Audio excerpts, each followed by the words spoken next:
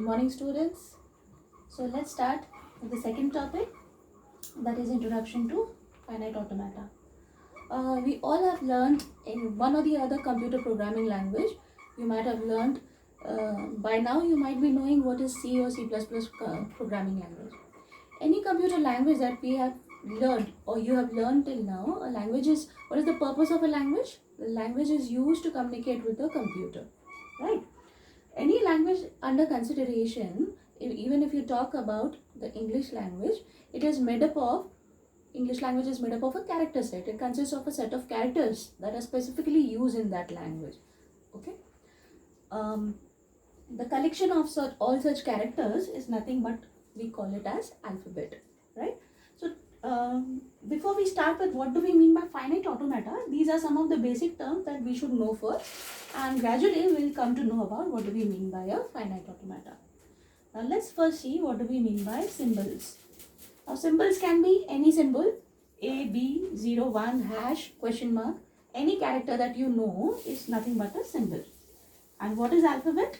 Alphabet is a set of all these symbols. So it can be, say for example, a collection of the symbols A and B. This is an alphabet. A set of symbols 0 and 1 can be considered as an alphabet, and so on. So any collection of symbols, any collection of one or more symbols is called as an alphabet, and it is denoted by the symbol sigma. Now what do we mean by strings? Strings is a group of or a collection of one or more symbols. Say if I have taken just the symbol A, then it can also be considered as a string, or the symbol B can also be considered as a string. Here I have taken the collection of two A's, so this is also a string. 0, 1, 0, this is also a string. And in this case we can design infinite number of strings, a numerous number of strings. Now let's come to the main topic, that is what do we mean by language, which is denoted here by the symbol L. So language can be considered as a collection of, that is a set of valid strings. Now why we are calling it as a valid string? This is important. Language is a collection of valid strings. It is not just a collection of strings, but it is a collection of valid strings. Now what do we mean by valid string? Any string that satisfies certain rules of language. Every language has some rules. Even in English language has certain rules of writing strings. You cannot write a string anyhow. Okay, you have to maintain the grammar of the language. Okay, so grammar is nothing but rules of the language. So a string is called as a valid string only if it satisfies the rules of the given language.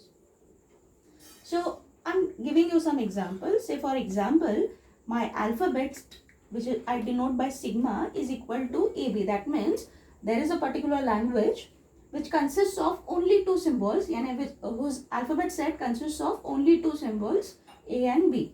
Okay. Now I'm talking about a language whose rule is that the strings are of length 2. I'm talking about a language L1, and the rule of L1 is that the strings are of length 2. This is the rule of the language. Okay. So if this is the rule of a language, then what kind of strings can be included in this particular set L1?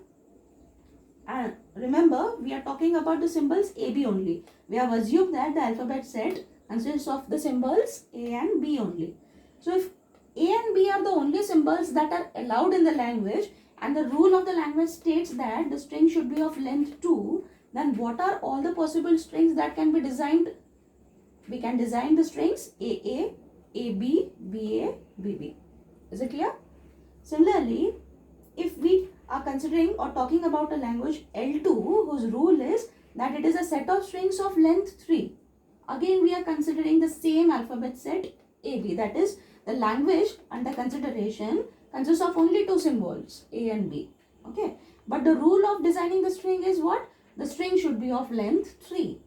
If this is the case, then what are all the valid strings that are included in L2? AAA, AAB, ABA, ABB, BAA, BAB, BBA and BBB. You might have noticed that we have designed all the strings having length 3, and we have also kept in mind that the strings are designed using the symbols A and B only. Okay, so valid strings means we should include in the language only those strings which satisfy the rules of the language, and at the same time we should also remember What are the symbols allowed for that language?